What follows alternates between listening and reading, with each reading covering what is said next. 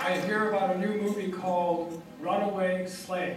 What can you tell us about this movie? Yeah, it's not that new anymore. It's a movie by C.L. Bryant, a friend of mine. He's a reverend, a pastor, and he made a movie about essentially explaining what happens when black conservatives leave the plantation. But the problem is that, first of all, great movie. And I'm in it. I mean, that doesn't make it great. By the way, that actually kind of diminishes it a bit. But you should see it if you get a chance to. But the real issue with Runaway Slave is that it's no longer slavery against just, black Republicans. Yeah, we catch a lot of grief. I mean, death threats, the whole thing. Who could care less? We all got to die. But what it is the slave, the plantation really now is just government owning you. Everything that you do is government essentially dictating you. And I will tell you, the founders of this nation, if you think King George was a tyrant, it pales in comparison to what's happening to you on a daily basis that you have no control over.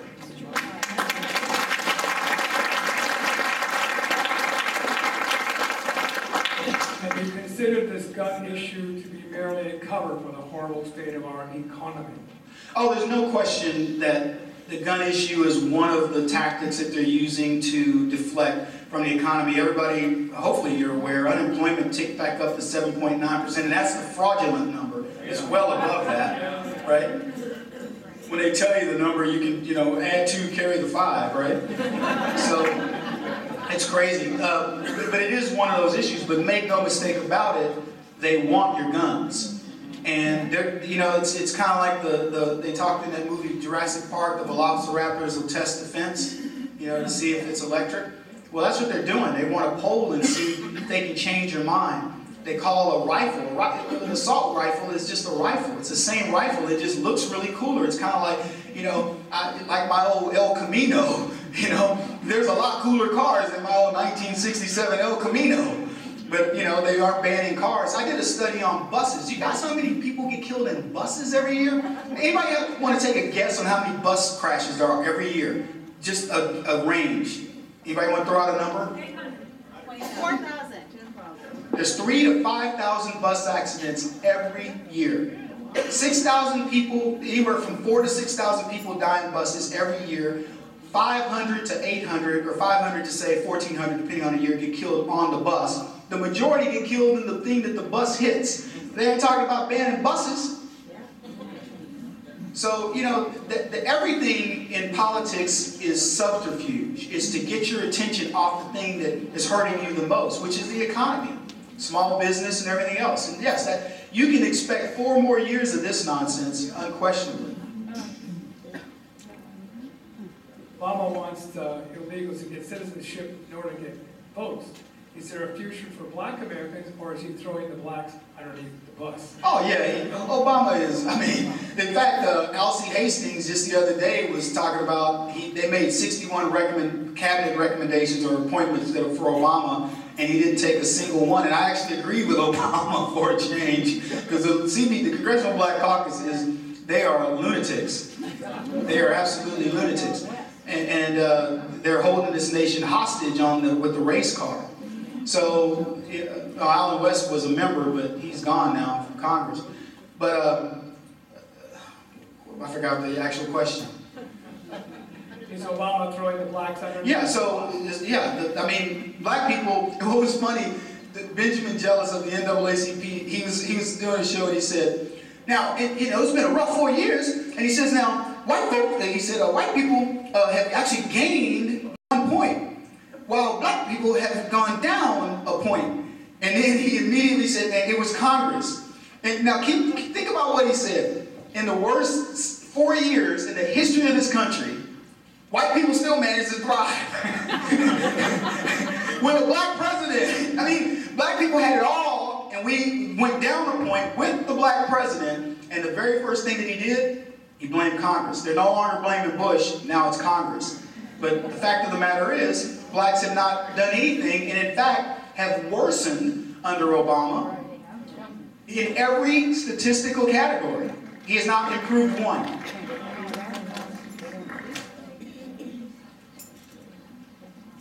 the anti-gun people who say it will save one life sound like the prohibitionists in 1919. I think it's rhetorical. Yeah, you know, I always like the old, Obama was like, if we could just save one life, and he always gets in, you know, he doesn't do it. Well, no, he doesn't do it like that. He says, if we could just save one life, you know, and I'm thinking, how about 4 in Benghazi? How about we start there?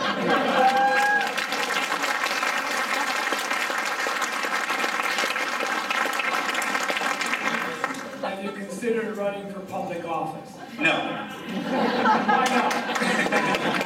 I have no interest at all in being in public office. Look, I go to D.C. I was in D.C. 2 weeks ago, and I'm supposed to go next week, and I'm not going to go. I hate D.C. You can literally, you guys don't think I'm joking, you can literally feel D.C. You can feel it. Just like I'm doing this now. Y'all feel that? You can feel D.C. It is a bunch of pompous 30-somethings sneaking in this legislation. And what's funny, so I was up there last time. I met with senators and congressmen, guys that know me by name. Kevin, hey, Jack, what's up? You know, congressman, whatever. We're shugging and the whole deal. And their staffers are looking at me like I have 3 heads. They think they run things. I don't care what side of the aisle they're on. They really believe that they've got the Ivy League degrees, they've paid their dues. That's what the problem is with the Republican Party. So many people believe, I paid my dues, and where'd you come, Kevin? You came out of nowhere. And I think to myself, look, if I spent 20 years doing something, and I'm still, nobody knows me, then just get used to it. You know? Don't be mad at the guy that somebody knows. There's only one reason why I'm relevant. It's because I'm saying something and it's resonating with people. I'm not, by the way, folks, I'm not trying to be. God is my witness. I could care less. I mean, I'm glad you guys are here. I don't want this to come out the wrong way. What I mean is, when I was doing what I was doing it because I was pissed. And it was about me and my boys and my family and what I saw this country becoming, and I just spoke out. And I remember, having this conversation with God saying, if I do anything, God, give me a voice, because I want those suckers to know I'm pissed off at them, and I don't want to keep throwing my shoe at my TV. I want to really be able to make a change. So it's never about me or my team. We do this because, honestly, just keeping it real. You guys are chicken. You don't say what you want to say. If I'm by the water cooler and Obama got elected, somebody's like, ooh, we got him back in. I'm like, yeah, he gonna tax you behind. And I'm gonna talk much smack. And I'm gonna be as ghetto as you want to get about it, because he is wrong for this country, and I ain't backing down. And if you want to take it to the parking lot, let's go.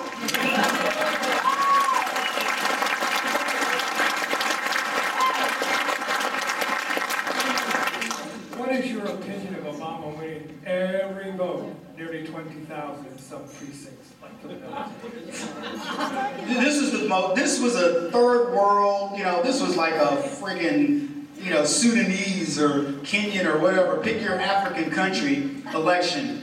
It was the most fraudulent election in the history of man. Unquestionably. People can go, oh, Romney wasn't the best candidate or whatever. Absolutely not true. You may not agree with his politics, but that guy was a man of character. And if nothing else, that's what we should have in the office, representatives. So what we need to work on is finding out how they cheated. I want the purple finger. Yeah, seriously. I want it to last till the day is long. It needs to last 2 weeks. So it is absentee voting and everything. You can't vote again. And it needs to be color-coded for the state that you're in, so you can't sneak across the line and go somewhere else. And my penalty would be I'll cut your finger off first, and then I'll cut your hand off after that, because I'm Hammurabi's code. Don't be cheating, because we should have a fair election and put the person in that's going to do the best job for this country, and we didn't do that.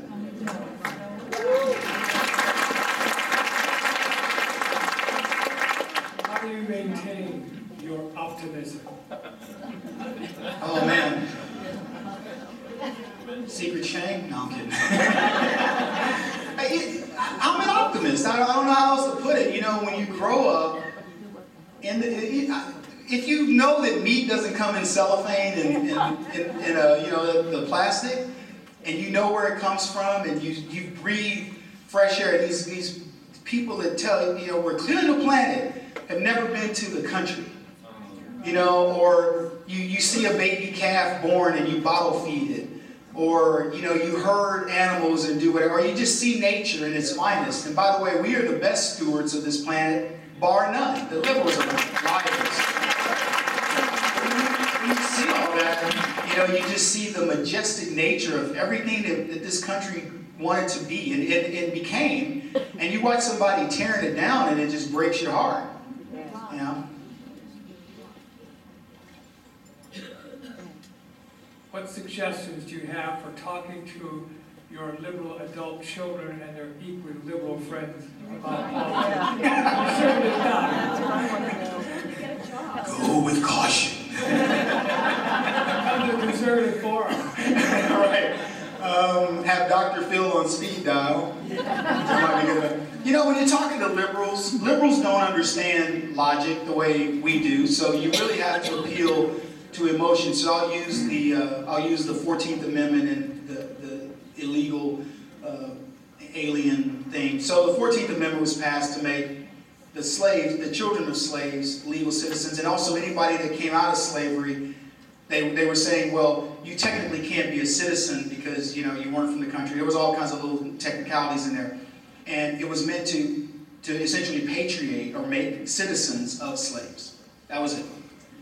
Well, it got bastardized to say if you come to the country and you have a child in America, that child is an American, which is ridiculous.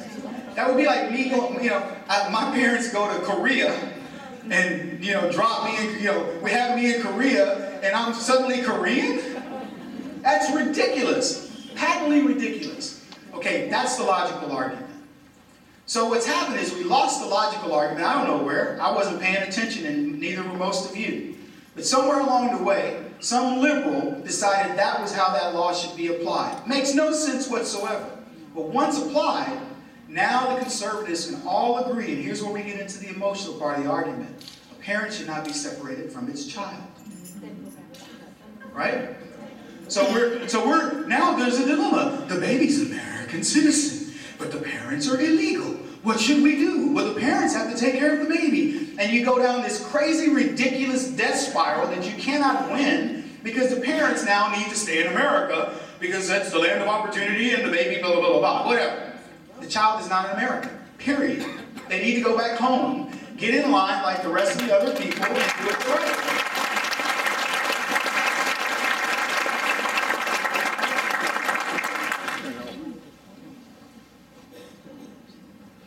Is Obama black?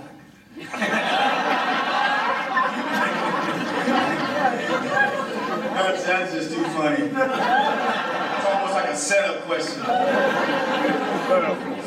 Okay, so let me, here's what's funny about that. My son and I were having this conversation. My oldest son, he came to visit his little brother. I have a 23, a 21, a 19-year-old, and a 6-year-old.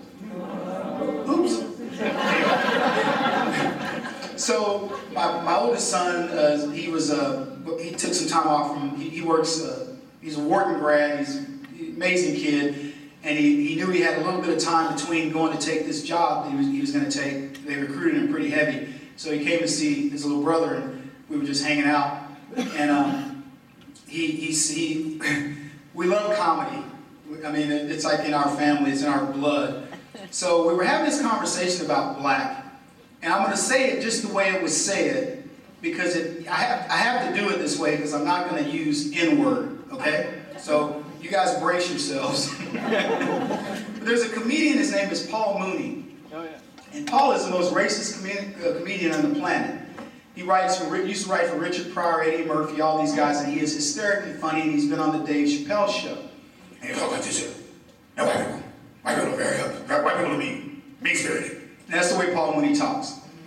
But he said something amazingly profound that will answer that question for you. And I'm warning you, language. So he said, everybody wants to be a nigga, but nobody wants to be a nigga. Now, that's a deep, deep comment. You guys are laughing, but I'm telling you, that is an amazing comment. Because he described Obama in that comment. Obama wants to be thought of as down with the black folks. But he is so far removed, he doesn't want to be it, but he wants to appear it. That was profound. And that is Obama. He is not, Obama has as much of the black experience as this young lady sitting in front of me right here. Is zero. But everything that he did was orchestrated to appear to have this black credibility. And it's completely fraudulent.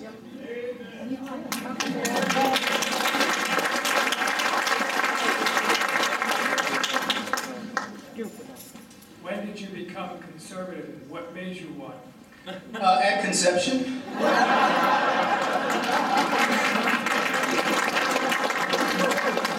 I've been a conservative since I was able to think. Seriously, I remember, I talk about it on my blog. I was watching, my grandparents were staunch Democrats. They would shut you up if you said anything anti-Democrat.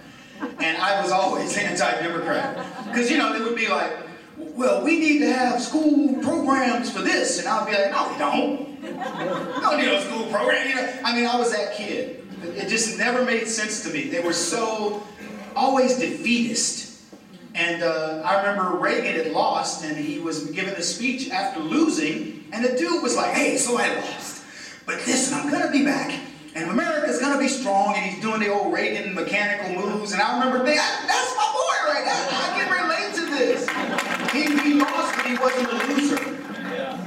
You watch guys lose now, and they're losers. I lost. I'll see you. He's like, I'm the guy. I lost. Wait till that. Well, you won. I'm that guy. And that was me. I watched Reagan, and that was it. And so I was always that way. I always have been. What must Republicans, or I would interject conservatives, do to win the next presidential election? I think we got to address the fraud issue. That's number one. Yeah, and then the second thing is I think that I think picking candidates and all that is going to be part of it, and you guys are starting that whole evolution the Tea Party and the grassroots movement is. Yeah, but I really think that, I wouldn't worry so much about just winning the next election as winning all the steps that it takes to get to that. So in other words, win the school board, win the city council, win this, win that, win the judges. All these things matter. And they don't seem like it until you get some district judge that does something and you're like, seriously? 5 years in prison and $500,000 for unlocking my cell phone? Guilty. So I think you got to win them all. But I don't know that there's a formula per se, except rally everybody, stay in it. They expect you to just kind of go away. Just please go away. And they're doing everything they can to demoralize you. If you hang in there, well, you'll tire them out.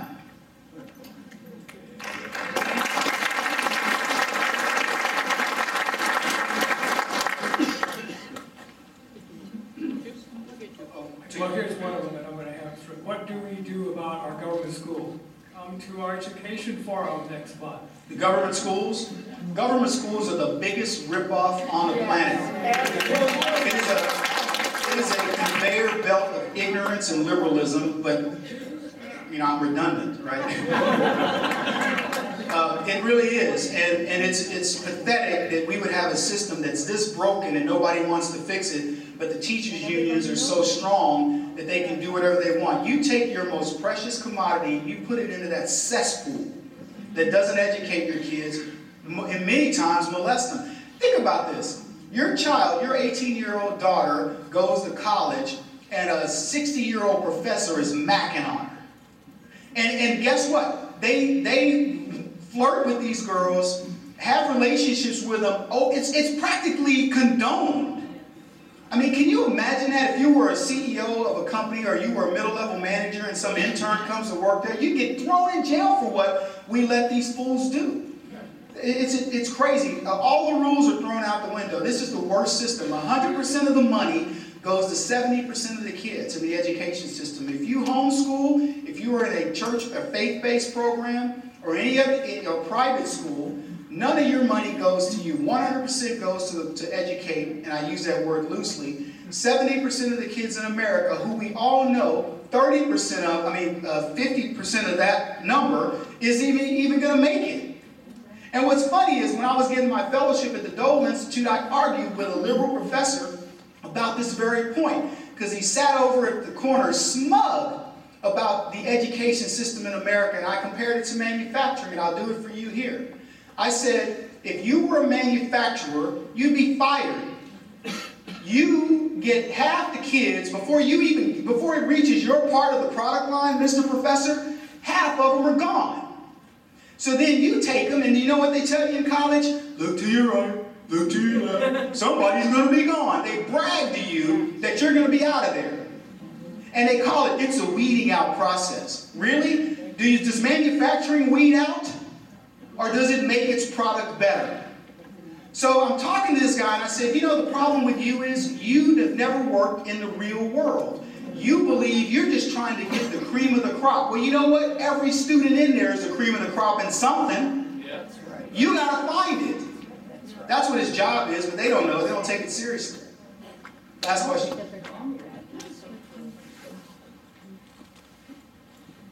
Why are Black Americans so ignorant of their history since the Civil War? Well, education. I mean, white Americans are ignorant of it too. And you can't promote anybody. You can't make people feel good about who they are. You have Mexican kids flying the Mexican flag over the American flag in schools in East LA because they have more pride in their Mexican heritage because nobody's teaching them what Mexicans have done in this country legally. So as soon as you start challenging that pride, challenging them to say, do you even know what your culture has brought to this country? You should be proud of what this country has become. I had a guy, when I was in New York on Glenn Beck's show, and he was a liberal, film guy, but he liked me. And he was like, man, you got a minute to get some coffee. And we were outside, we were looking at, New York City, Manhattan. And he said, we just rapping about stuff, and he's giving me the liberal point of view, and I'm kind of straightening him out. And not physically. Didn't have to come to that, thankfully for him. But he says to me, he was like, man, Kev, you gotta admit, man, you look up at these big buildings, and there were skyscrapers all around us. He says, you see all these white men, titans of industry, and man, they getting over. And I said, man, why you slap your grandmother like that? And he goes, what? I said, why would you slap your grandmother? That's what you just did. And like most of you, he didn't understand what I meant. And I said, you know how those white men became titans of industry? Your grandmother raised them. My grandmother raised a bunch of white people's kids. The family I was telling you about, they had more respect for my grandmother than they did their own parents. So every time you criticize this country, you're criticizing something that your grandmothers and great-grandmothers and great-grandfathers built, because we were the ones telling these little kids, don't do that. Behave, listen to your parents, and so on and so forth. And if it weren't for liberals, we'd be in these buildings. Thank you for your time, folks.